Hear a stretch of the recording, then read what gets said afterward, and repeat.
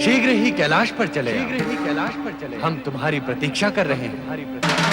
गजानन, तुरंत कैलाश आओ, हम तुम्हारी प्रतीक्षा कर रहे हैं। पिता शिव और माता पार्वती ने आपको तुरंत बुलाया है स्वामी।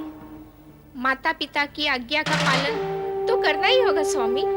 स्वामी, क्या हम भी आपके साथ कैलाश चले? कदापि नहीं, हम अकेले ही वहां जाएंगे। ऐसा लगता है कि संकट में फंसे ब्रह्मा जी ने ही पिता शिव को हमें बुलाने में विवश किया है।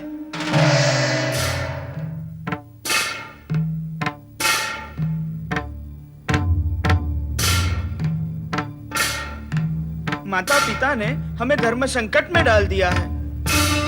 अब ब्रह्मा जी का अपराध तो अक्षम्य है, किंतु पिता शिव और माता पार्वती हमें विवश करेंगे कि हम उन्हें माफ कर दें।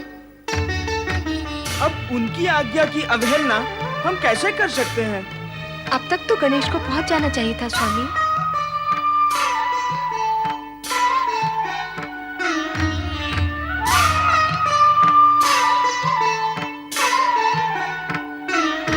देखो रोहिणी, गजमुख गणेश पशु के समान किस प्रकार उद्विग्नता में अपनी सूंड से खेल रहे हैं। बेचारी बुद्धि सिद्धि के भाग्य में सूंडधारी गणेश ही लिखा था।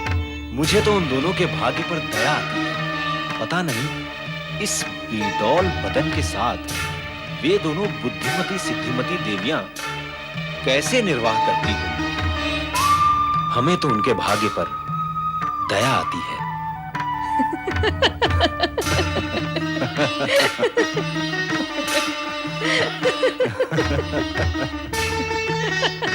दुष्ट, निंदक, प्रवंचक चंद्र, तुमने हमारे धैर्य की सीमाओं का उल्लंघन कर डाला है। हमने तुम्हें मन ही मन में क्षमा करने का बहुत प्रयत्न किया, किंतु तू क्षमा के योग्य है ही नहीं। लगता है तेरे भाग्य में सर्वनाश ही लिखा है।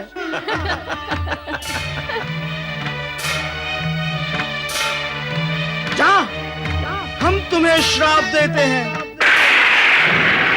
चंद्रलोक से तेरा पतन हो जाए, तेरी सारी ज्योत्सनाएं क्षीण क्षीण हो जाए। तू कलंकित, शक्तिहीन और आबाहीन होकर मारा मारा फिरे।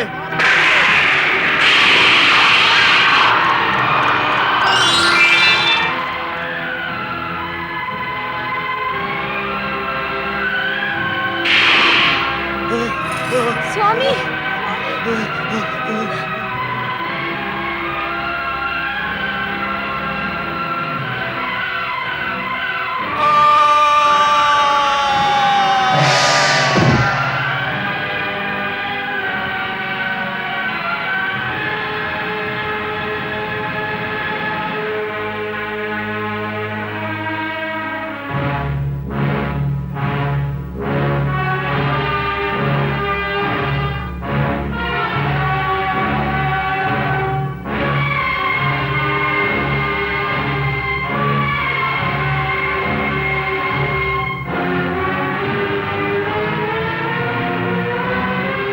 पिता महादेव और माता पार्वती को गणेश का प्रणाम।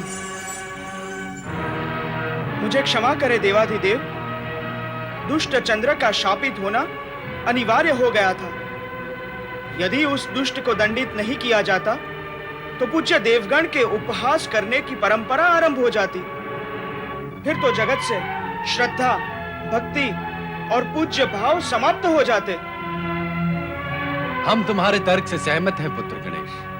युगों पूर्व हमने चंद्र का उद्धार कर उसे दक्ष के शाप से मुक्त किया था और उसे सावधान भी किया था कि वो अपने सीमा व मर्यादा में रहे। परंतु ऐसा आभास होता है कि चंद्र ने अपनी उद्दंडता का त्याग नहीं किया है, इसलिए उसे तो दंडित होना ही था। अब तुम अपना क्रोध शांत करो पुत्र गणेश, और ब्रह्मा जी को सृष्टि निर्माण पुनः आरंभ करने के लिए निवेदन करो। गणेश, ब्रह्मा जी तुम्हारे पूज्य हैं, सर्वप्रथम इन्हें प्रणाम करो। हमें विश्वास है कि पार्वती पुत्र अपनी मर्यादा का धर्म निभाएगा। प्रणाम ब्रह्मदेव। कल्याण भव।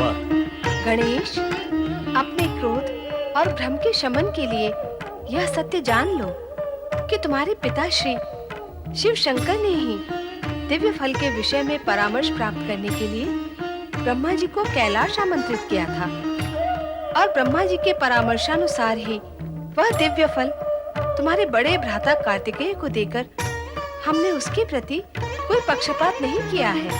बड़े भ्राता कार्तिकेय के दिव्य फल प्राप्त होने पर मुझे तो प्रसन्नता ही है। मेरे मन में उनके प्रति कोई रोष या द्वेष नहीं है। मेरा मन तो इसलिए क्षुब्ध है कि आपने मुझे आशीर्वाद के योग्य भी नहीं समझा।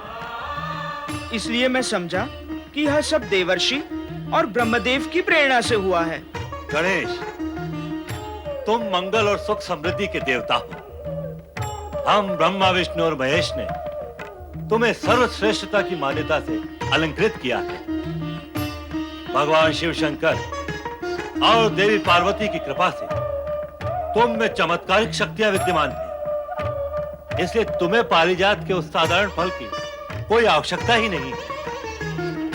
उस दिव्य फल का सार्थक, सुरक्षित एवं हानि रहित उपयोग कुमार कार्तिकेय के अतिरिक्त और कोई कर ही नहीं सकता। इसलिए उचित यही होगा। आपका आशय मैं समझ गया ब्रह्मदेव। सृष्टि निर्माण का कार्य आप पुनः आरंभ करें। हमारे माता पिता की भी यही इच्छा है। प्रभु, माता, मुझे आज्ञा दें।